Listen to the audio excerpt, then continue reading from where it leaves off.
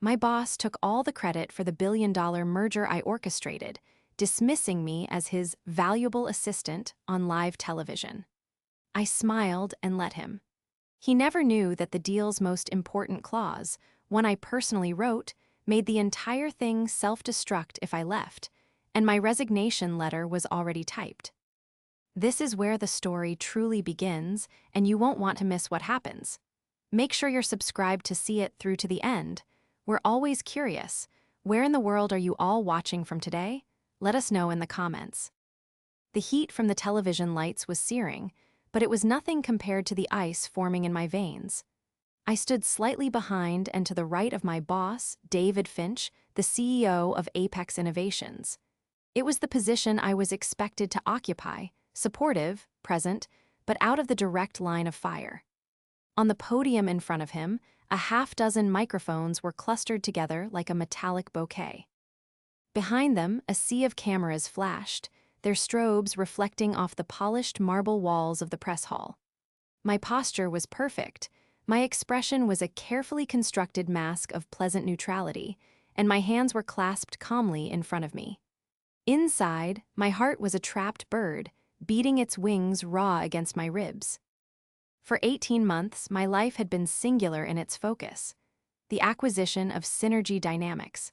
It wasn't just a merger, it was a masterpiece of corporate strategy.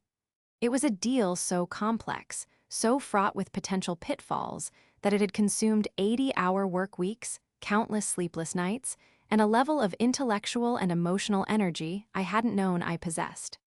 I had personally navigated the labyrinthine financials, smoothed over cultural clashes between the two corporate giants, and built a bridge of trust with Synergy's famously cautious CEO, Arthur Sterling.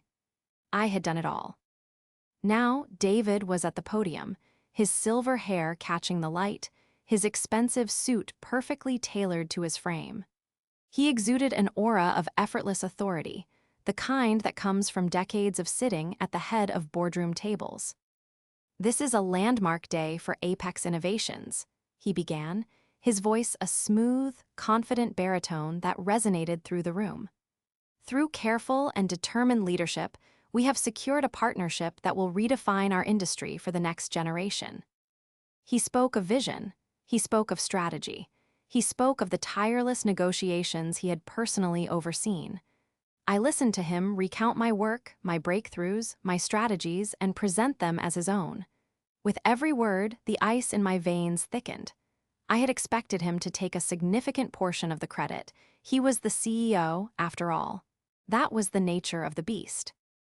But I had naively assumed he would offer a nod, a brief but meaningful acknowledgement of the person who had actually built the entire edifice. Then, a reporter from the Financial Times, a woman known for her sharp questions, raised a hand. "Mr. Finch, an incredible achievement, but much of the groundwork on this deal was rumored to have been handled by your senior VP of M&A, Natalie. Can you speak to her role in this process?" This was it, the moment for a shred of professional grace. David smiled, a practiced, magnanimous expression that didn't quite reach his eyes.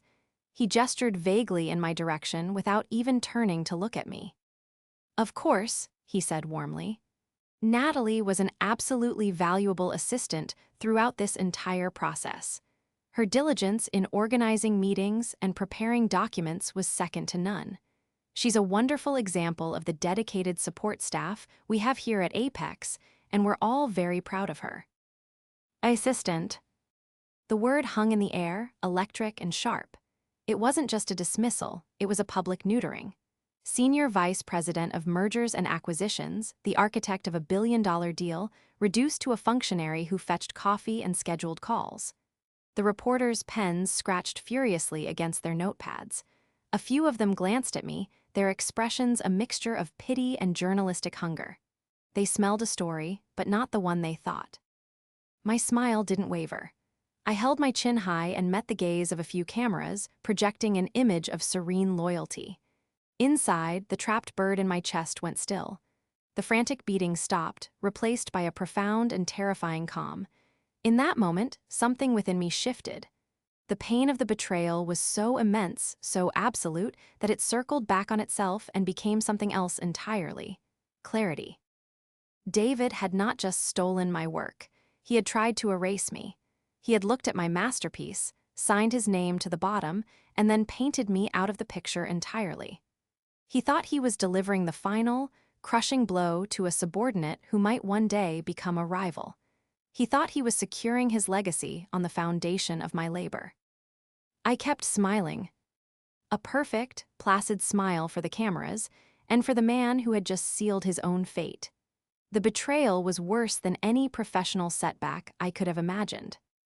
The press conference eventually concluded. A wave of applause, polite but firm, filled the hall. David Finch basked in it, shaking hands with board members and accepting congratulations from reporters. He was in his element, the conquering hero. I remained in my designated spot, a smiling statue, until the crowd began to thin. Several colleagues, people who knew exactly how much of this deal was mine, shot me sympathetic looks. I offered them a small, reassuring nod, as if to say it's okay. This is just how it is. Finally, David turned to me, his face flushed with victory. "Good work, Natalie," he said, patting my shoulder with a condescending familiarity. "See that the press kits are distributed to anyone who didn't get one." It was a task for a junior PR associate, an order designed to reinforce the narrative he had just created. "Of course, David," I replied, my voice even and cool. I didn't move to do it. I just stood there, watching him soak in the final dregs of adoration. He didn't notice. To him, I had already faded into the wallpaper. The drive home was surreal. The city lights of downtown blurred into streaks of gold and red as my car moved through the evening traffic. My hands were steady on the wheel. My breathing was even. The radio was off. There was only the low hum of the engine and the deafening silence in my own head. The shock had given way to a strange, almost out-of-body lucidity. I replayed his words over and over. An absolutely valuable assistant. He hadn't just minimized my role, he had chosen a word designed to strip me of any authority, any claim to strategic input. An assistant supports, an executive leads. An assistant prepares, a strategist creates. He had, with 2 words, attempted to rewrite my entire career. He did it because he could. He did it because he believed he was untouchable. In his mind, the deal was done. The papers were signed. The ink was dry. He had his victory, and I was just a footnote he had conveniently smudged out. The company was his, the success was his, and my contribution was a disposable detail. I pulled into the garage of my quiet, empty house. The house I'd bought with the bonuses from deals I had closed before this one deals where my contributions were, if not celebrated, at least properly acknowledged. I walked through the cool, dark rooms, the silence a stark contrast to the noisy chaos of my life for the past year and a half. For 18 months, this house had been little more than a place to sleep for a few hours between flights to London, marathon conference calls with Seoul, and late-night strategy sessions in our own offices. Every part of my life had been sacrificed on the altar of the Synergy merger. My friends had joked they filed a missing person report for me. My family had learned to schedule calls weeks in advance. I had given everything. Sitting down at my desk, I looked out the large window at the city skyline. The apex tower was visible from here, a beacon of glass and steel against the darkening sky. My office was on the 45th floor. David's was on the 50th, the penthouse suite. He looked down on the entire city, and he looked down on me. He had built his career on the work of others, a fact that was an open secret in the industry. He was a master of delegation, which was a polite way of saying he was a genius at identifying talent, exhausting it, and then taking the credit. I had known that. I had always known that. But I believed, foolishly, that the sheer scale of the Synergy deal would make my contribution undeniable. I believed it was too big for him to steal completely. I was wrong. He hadn't just stolen it. He had taken it, and then publicly shamed me for daring to stand anywhere near it. He was making sure that no one, especially not the board of directors or the press, would ever see me as his peer or his successor. It was a brutal but brilliant political maneuver. A sad, hollow laugh escaped my lips. He was brilliant, but so was I, and in his monumental arrogance, in his haste to erase me from the narrative, he had made a fatal error. He had forgotten one crucial thing. He had forgotten to read the fine print. David Finch had been my mentor before he became my tormentor. I joined Apex Innovations 10 years ago, a hungry and ambitious analyst fresh out of business school. David was the COO back then, a rising star with a reputation for spotting and nurturing talent. He saw something in me, a relentless drive, a mind for numbers, and an almost obsessive attention to detail. He took me under his wing. "Business isn't about numbers, Natalie," he told me during one of our first meetings, leaning back in his chair with that signature, confident air. "It's about narrative. The person who controls the story wins." For years, I believed he was aching me how to win. I rose quickly through the ranks, from analyst to manager, from director to vice president. Each promotion was earned through a string of successful projects, each one more complex than the last. David was my champion, my advocate in the boardroom. He would present my findings, using my slides and my analysis, and he would always remember to give me credit. "This was Natalie's work, of course," he'd say with a dismissive wave. "I'm just the messenger." It felt like respect. It wasn't until he was appointed CEO 3 years ago that the dynamic began to shift. The mentorship curdled into exploitation, so gradually I barely noticed it at first. The credit became less frequent. My championing started to happen behind closed doors. In public, my successes were increasingly absorbed into his own narrative of leadership. He was no longer the messenger, he was the source. The David Finch I first knew was charming, witty, and seemed genuinely invested in the success of his people. He had a way of making you feel like you were part of an elite team on a mission to conquer the world. The CEO David Finch was different. He was polished but remote, his charm now a weaponized tool used to manage his board and charm the press. His interest was no longer in his people, but in his legacy. He surrounded himself with sycophants who reinforced his self-perception as a visionary. And he began to view anyone with independent thought or ambition as a potential threat. The Synergy Dynamics merger was supposed to be my magnum opus. When the opportunity first arose, it was considered impossible. Synergy was a proud, family-founded tech firm with a legendary founder, Arthur Sterling, who was notoriously resistant to buyouts. Wall Street had been trying to acquire Synergy for a decade, and every attempt had failed. David tasked me with the impossible because, I realize now, it gave him plausible deniability. If I failed, it was an overambitious VP reaching too far. If I succeeded, well, a success that grand could only be the result of a CEO's masterstroke. For 18 months, I lived and breathed Synergy. I didn't just study their balance sheets, I studied their soul. I read every interview Arthur Sterling had ever given. I learned about the company culture he had so carefully cultivated, a culture of innovation, integrity, and most importantly, loyalty. I bypassed the traditional M&A playbook, which was aggressive and adversarial. Instead, I approached it like a courtship. I spent the first 6 months just building a relationship with Arthur's senior team, not through offers, but through collaboration. I initiated a joint research project, a low-stakes venture that allowed our teams to work together. I made sure that every interaction was respectful of their legacy. I showed them that Apex wasn't looking to devour Synergy, but to partner with it to elevate it. The breakthrough came when I finally secured a one-on-one meeting with Arthur Sterling himself. He was in his early 60s, a man with sharp, intelligent eyes and a quiet dignity that commanded respect. We didn't meet in a boardroom.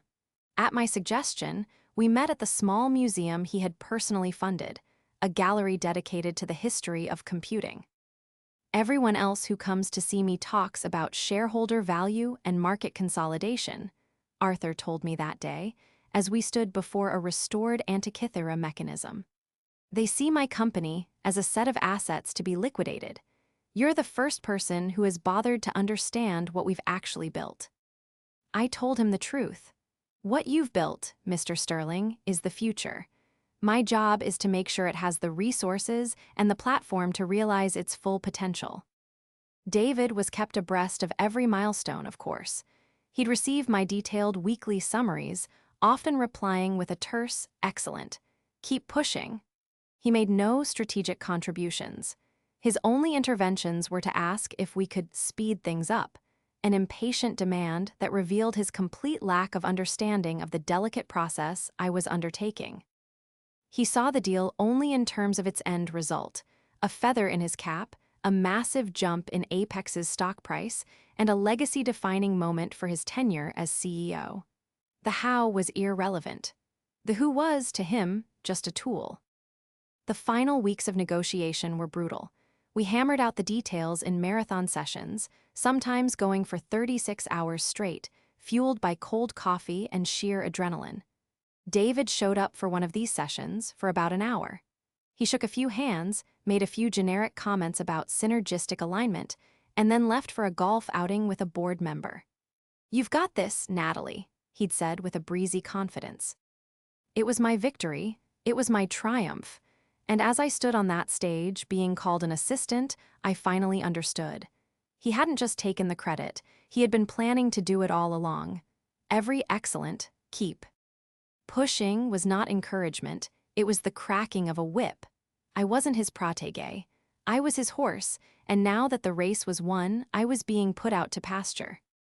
The turning point from passive victim to active strategist didn't happen in a flash of anger.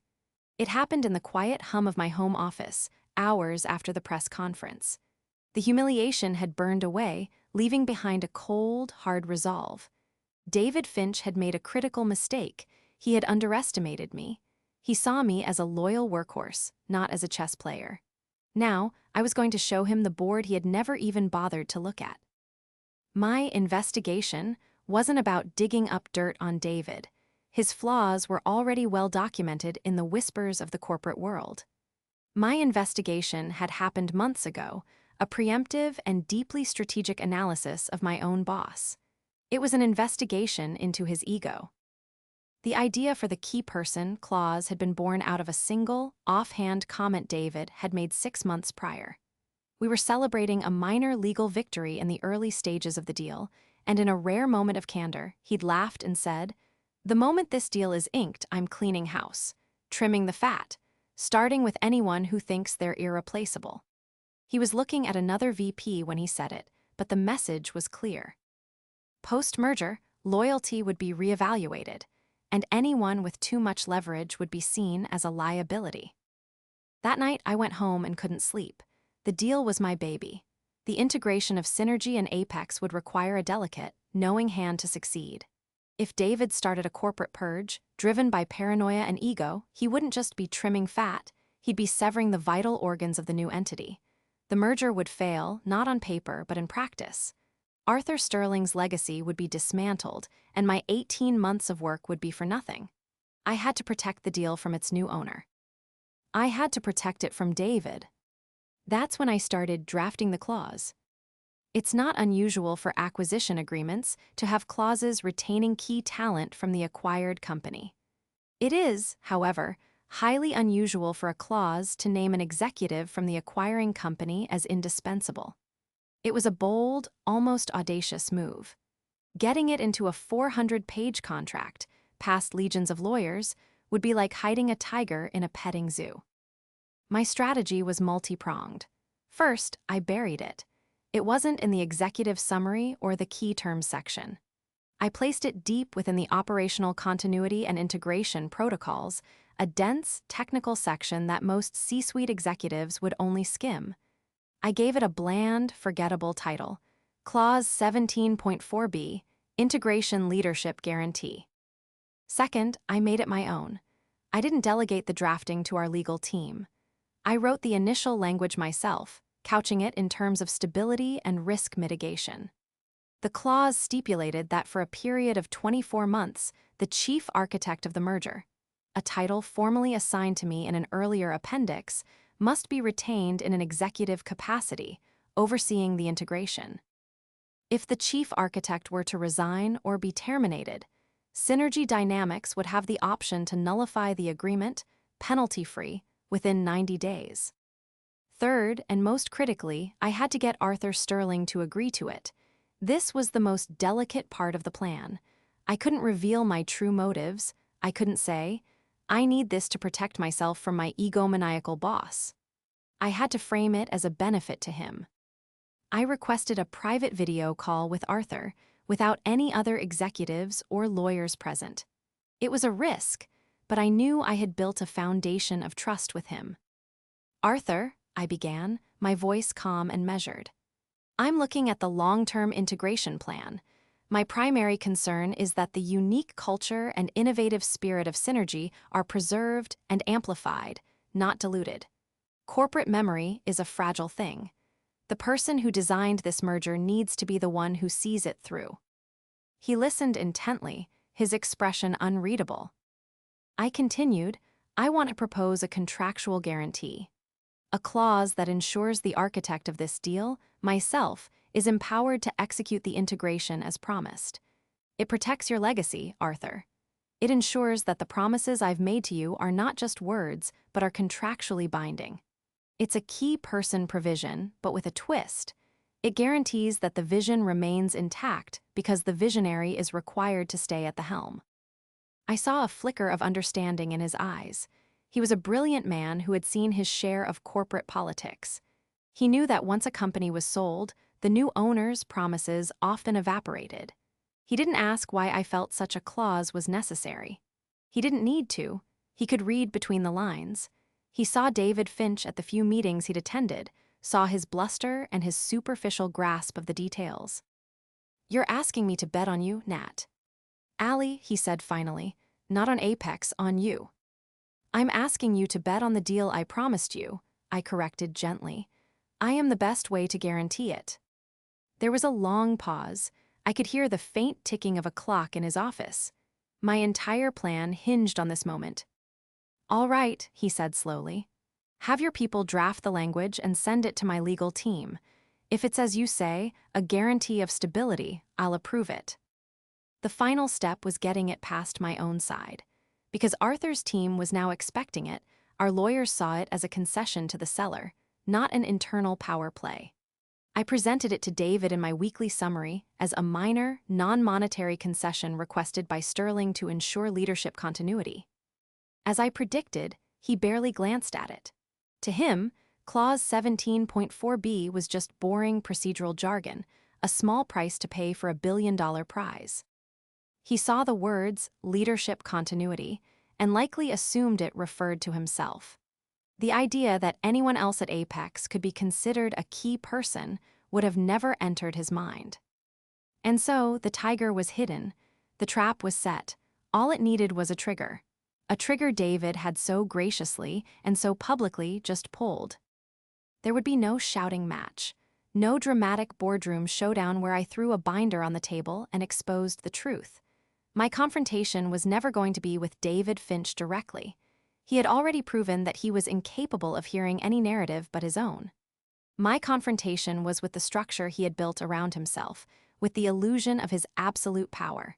And it would be silent, precise, and devastating.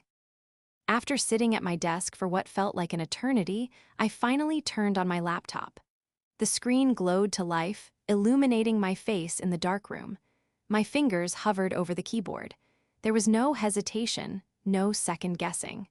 The calm that had settled over me in the press hall was still there, a solid core of purpose. I opened a blank document. There was no need for a long, emotional explanation. The most powerful statements are often the most simple. To David Finch, CEO, Board of Directors, Apex Innovations. Subject, resignation. Dear Mr. Finch and members of the board, please accept this email as formal notification that I am resigning from my position as Senior Vice President of Mergers and Acquisitions at Apex Innovations, effective immediately. It has been an honor to serve this company for the past 10 years. Sincerely, Natalie. I reread the two short sentences, effective immediately, no 2-week notice, no offer of a transition period. That was important. It was a clean break. Final. My finger moved to the mouse. For a moment, I paused. I thought of the 10 years I had poured into Apex. I thought of the junior analyst who had walked into that building, full of dreams and a fierce desire to prove herself. I had done it. I had proven myself over and over again. The company, the work had been my life. This wasn't just leaving a job, it was closing the most significant chapter of my adult life. A pang of sadness, sharp and unexpected, pierced through my resolve. Then I thought of David's smug smile at the podium. I thought of the word assistant. The sadness vanished, replaced by the cold, clear certainty of my purpose. He had left me no choice. He had tried to put me in a box, to define my worth on his terms, but my worth wasn't his to define, and my future wasn't his to control. I clicked send. The email vanished from my outbox, shot into the digital ether. It was done. The trigger was pulled. The first domino had been pushed. Now, all I had to do was wait for the chain reaction. I shut my laptop and stood up. I walked into my kitchen and poured a glass of water, my hand perfectly steady.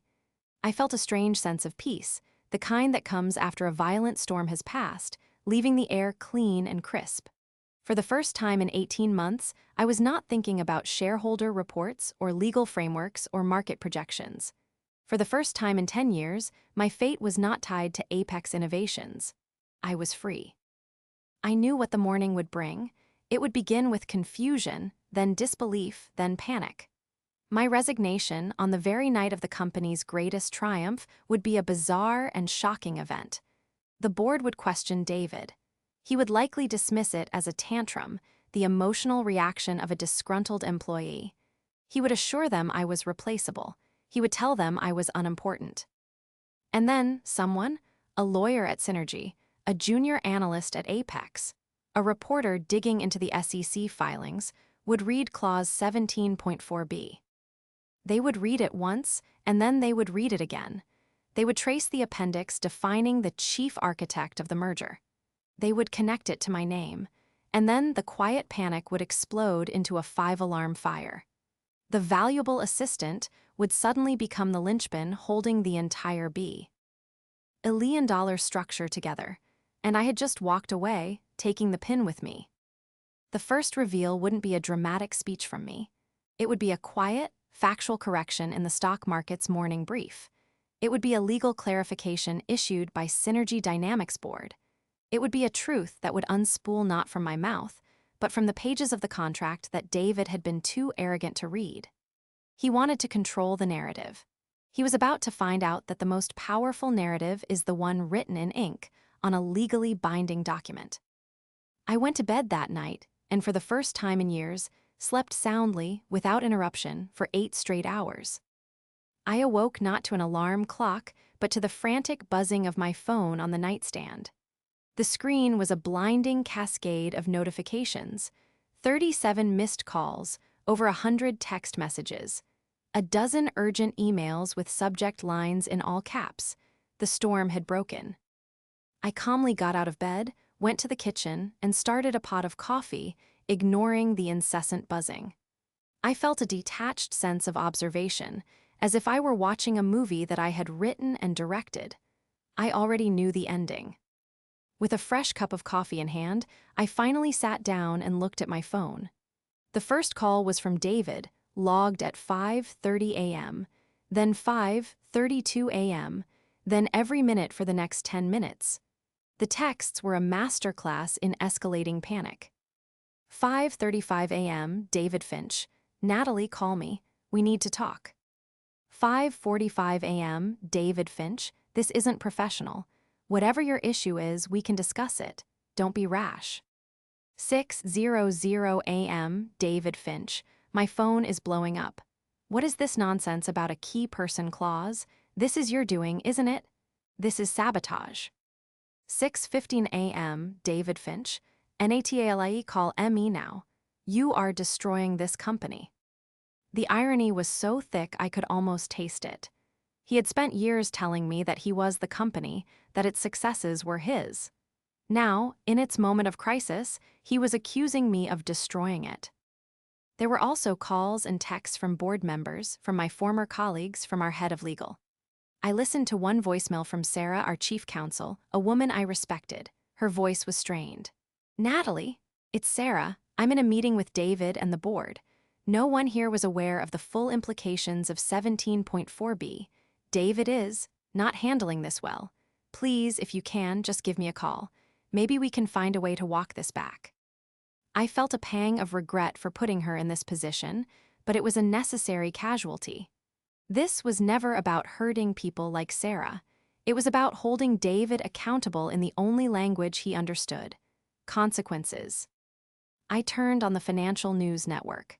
My face, a stock photo from the company website, was on the screen next to a picture of David. The headline at the bottom of the screen was stark: Apex Synergy merger in jeopardy. Key executive resignation triggering obscure poison pill clause. The reporter was speaking in urgent, clipped tones. What sources are calling an unprecedented key person provision, one that names not an executive from the acquired company, Synergy, but a senior VP from Apex, Natalie. The very woman CEO David Finch referred to as a valuable assistant just last night. We are getting a statement now from Synergy Dynamics. The screen cut to a pre-taped message from Arthur Sterling's press office. The statement was a model of corporate precision. It was polite, professional, and absolutely devastating. Synergy Dynamics was surprised to learn of Natalie's resignation, the statement read. The integration leadership guarantee was a clause insisted upon by our board to ensure the seamless and successful integration of our two companies, an integration whose complex architecture was designed solely by Natalie. Her continued leadership was a fundamental condition of the agreement. Without her, the foundational assumptions of the merger are no longer valid. As per our rights under Clause 17.4b, our board will be convening to evaluate whether to nullify the agreement. It was a masterpiece of corporate warfare. Arthur wasn't just activating the clause, he was publicly validating me. He called the clause a fundamental condition. He stated that I, and I alone, had designed the integration. He had taken David's narrative and shredded it on live television, using my own work as the blade. The Apex Innovations stock ticker in the corner of the screen turned from red to blood red. It was in freefall, plummeting over 30% in pre-market trading. Billions of dollars in shareholder value erased in a matter of hours. The case against David was no longer something I had to build. It was building itself in real time on every news channel and financial blog in the world. The irrefutable proof wasn't just the contract, it was the market's reaction to it.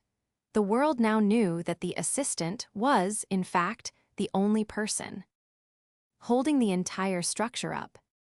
My phone buzzed again. It was a text from a number I didn't recognize. "This is Arthur Sterling. I imagine you are rather busy this morning. When you have a moment, I would appreciate a call. I believe we have much to discuss." The desperation from David's camp was escalating. Another board member, a man I knew to be one of David's staunchest allies, sent an email. It was a thinly veiled threat disguised as an appeal to my loyalty. "Natalie, I am deeply disappointed in this reckless course of action. You have a fiduciary duty to this company's shareholders. This behavior could be construed as tortious interference. I urge you to retract your resignation immediately before this situation becomes a legal matter." I laughed out loud. They were threatening to sue me for resigning, for acting on a clause that their own CEO had approved. They were drowning and they were trying to blame the water. They still didn't get it. They thought this was a negotiation. They thought I wanted something, more money, a bigger title, an apology. But I wanted none of those things. An apology from David would be meaningless, a strategic move, not a sincere one. Money couldn't undo the public humiliation. A new title at Apex would be a gilded cage, forcing me to work for the man who had so thoroughly betrayed me. I didn't want to win a battle with David Finch. I wanted to be free of him. I deleted the board member's email, blocked David's number, and dialed Arthur Sterling. It was time for the climax. "Natalie," Arthur Sterling's voice came through the phone, calm and steady amidst the hurricane I had unleashed. "Thank you for calling me back." Arthur, I replied, my own voice equally composed. It seems we've had an eventful morning. I could almost hear the wry smile in his response. That's one word for it. The board of Apex Innovations seems to be describing it with a slightly more colorful vocabulary. There was a pause. On behalf of myself and the Synergy board, I want to say one thing: well done. It wasn't what I was expecting. I had anticipated a degree of respect, but the open admiration caught me off guard. I was simply protecting the integrity of the deal we made, Arthur, the one you and I both believed in. You did more than that, he said, his tone turning more serious. You exposed a fatal flaw in your company's leadership. My board was already wary of Mr. Finch's style. His performance at the press conference was the final confirmation. His arrogance wasn't just insulting to you, it was a liability to the future of our combined company. He would have run Synergy into the ground within a year, all while congratulating himself on his brilliant leadership. This was the ultimate vindication. The public showdown wasn't happening in a boardroom with me present.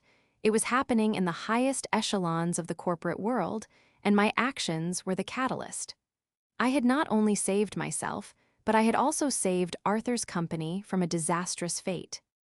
I imagine Mr. Finch is not pleased, I stated simply. Arthur let out a short, dry laugh. He has been calling my office all morning. First, he tried to demand that I waive the clause, then he tried to threaten legal action against Synergy, then he tried to offer me financial incentives.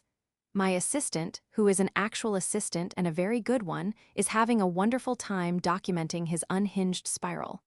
He paused again, letting the image sink in. He just doesn't understand.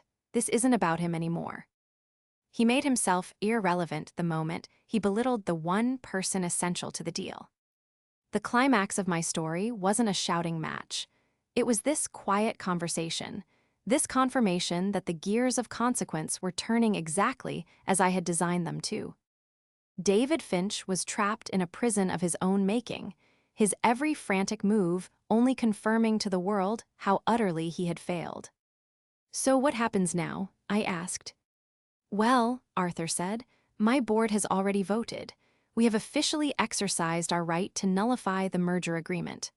Our legal team sent the notice to Apex's board about an hour ago. The deal is dead. It was final. The 18 months of work, the billion-dollar behemoth I had constructed, was gone. I felt a strange mix of relief and a faint, ghostly sense of loss. But, Arthur continued, his voice taking on a new energy, that brings me to the real reason for my call. My company is now independent again, but we still have the same goal: to grow, to innovate, and to secure our future. The strategy you outlined for us, the vision you had for Synergy, that is still very much alive. The only thing that has changed is the partner. My heart began to beat a little faster. I knew where this was going. Natalie, I am not a man who enjoys corporate games. I value talent, integrity, and vision. You have demonstrated all three in spades. The board of Synergy Dynamics has authorized me to make you an offer. We want you to join us, not as a VP. We want to create a new position for you, Chief Strategy Officer. You would report directly to me. You would have the resources, the authority, and the full backing of our board to identify and execute our next major acquisition. This time, as our leader. This time, you'll be the one at the podium. The offer hung in the air, shimmering with possibility. It was more than a job. It was a throne. It was everything I had ever worked for, handed to me not by a patronizing boss, but by a true peer who saw my worth. It was the antithesis of David's betrayal. Tears pricked at the corners of my eyes, but I blinked them back. This was a moment for strength. Arthur, I said, my voice thick with emotion but steady. I would be honored to accept. Excellent, he said, a genuine warmth in his voice. Welcome to Synergy, Natalie. I'll have HR send over the preliminary paperwork. Take a week or two for yourself. You've earned it. Your new office will be waiting. We ended the call. I sat in silence, letting the reality of what had just happened wash over me.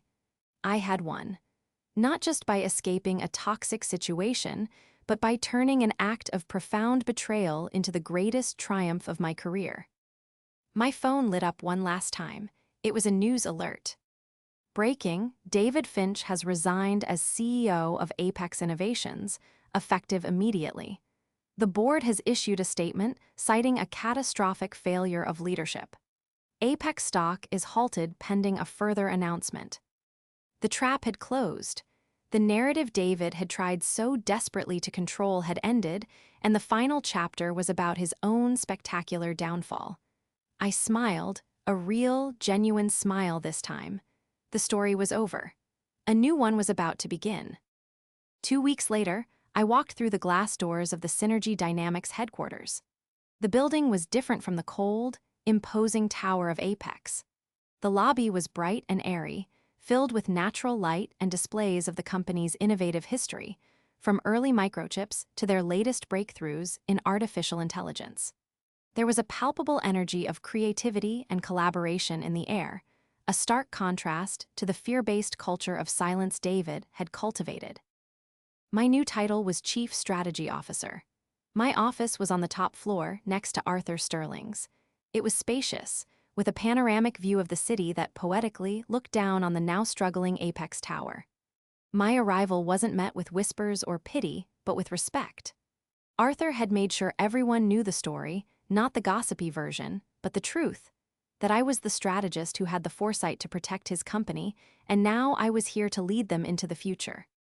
My first meeting was with Arthur and the senior leadership team. I laid out my vision, a new plan for an acquisition that was smarter, more strategic, and a better cultural fit than Apex had ever been. It was a company I had been watching for years, one whose potential was being overlooked by the market. As I spoke, no one interrupted. No one condescended. They listened, they asked intelligent questions, and they engaged with the ideas. For the first time in a long time, I felt like I was in a room full of partners, not obstacles.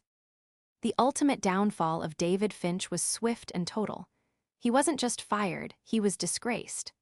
The board, under immense pressure from shareholders who had lost billions, initiated legal action against him to claw back years of bonuses, citing gross negligence. He became a pariah in the corporate world, a cautionary tale whispered about in boardrooms and at industry conferences.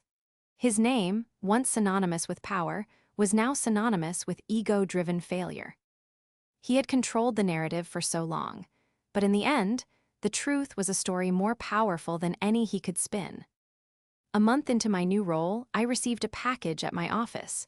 It was from Sarah, the former head of legal at Apex. There was no letter, only a small, elegant pen, the one I had used to sign the preliminary agreements for the Synergy deal. It was a simple gesture, but I understood what it meant. It was a sign of respect, an acknowledgement of the battle I had fought and won. The reconciliation I needed wasn't with David or anyone at Apex. It was with myself. I had to forgive myself for not seeing the betrayal sooner, for believing in a mentor who was only using me. My new role at Synergy was the ultimate absolution. Every day, I was empowered to do the work I loved, surrounded by people who valued my contribution. My voice was not just heard, it was sought after. One evening, I stood at my office window, looking out at the glittering city skyline. The Apex Tower was just another building now, a landmark from a past life.